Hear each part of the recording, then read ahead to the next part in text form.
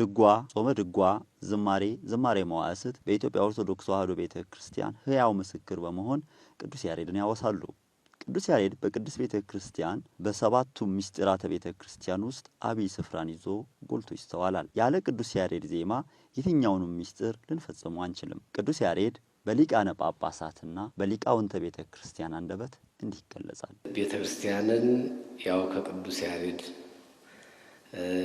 ለይተን ማንሳት ሙሉ አያደርገውም። ቤተክርስቲያንን የምንገልጥበት መሳሪያችን ቅዱስ ያሬድ ነው።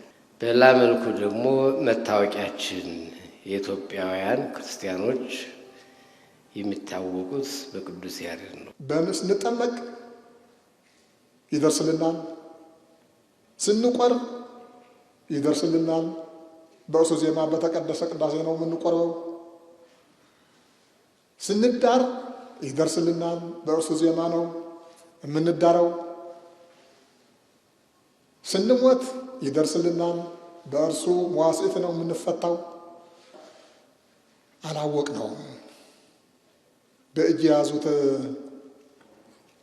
ወርቅ እንደ መዳብ ይቆጠራል የሚባለው ምን ይላሉ ዶክተር ጓለ? በጥንታዊ የኢትዮጵያ ስልጣኔ ውስጥ ተሰፍረውና ተቆጥረው የኢትዮጵያ ስልጣኔ ተብለው ሊታወቁ ከሚገባቸው ነገሮች ውስጥ አንዱ ያሬዳዊ ስልጣኔ ነው ይላል። የኢትዮጵያንም ስልጣኔ ያሬዳዊ ስልጣኔ ብለን መሰየም እንችላለን ይላሉ።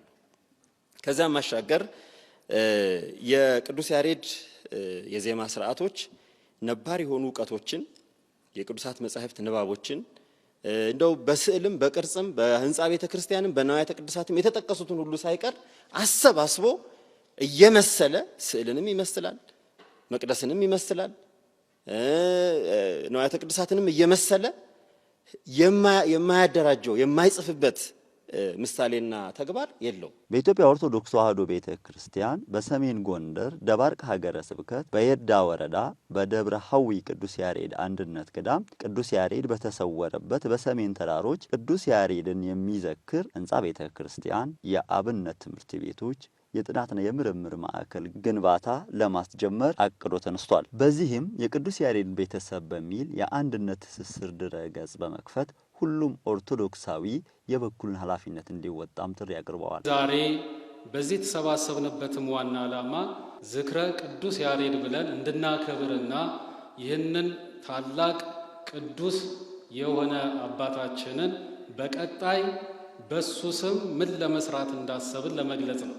ከሰራው ስራ አንጻር ካበረከተው አስተዋጽኦ አንጻር በዚህ ልክ የሚገባውን ክብር አግኝቷል ወይ የሚገባውስ ነገር ተደርጎለታል ወይ ሲባል ወደ ጥያቄ ምልክት ይወስደናል ማለት ነው።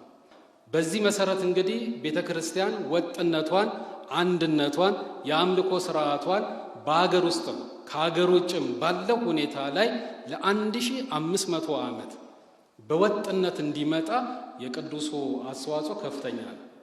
አንዳንድ ቦታዎች ላይ መምህራን አሉ፣ ደቀ መዝሙር ወይም ተማሪዎች የሉም። አንዳንድ ቦታ ላይ ተማሪዎች አሉ፣ መምህራን የሉም።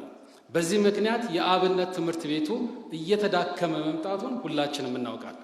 ስለዚህ ይሄ እየተዳከመ የመጣውን የአብነት ትምህርት ቤት በምን መልክ ልናጠናክረው ይገባል የሚለውን ነገር ዛሬ ላይ በደንብ ቆመን እንድናስብ የግድ ይለናል ማለት ነው።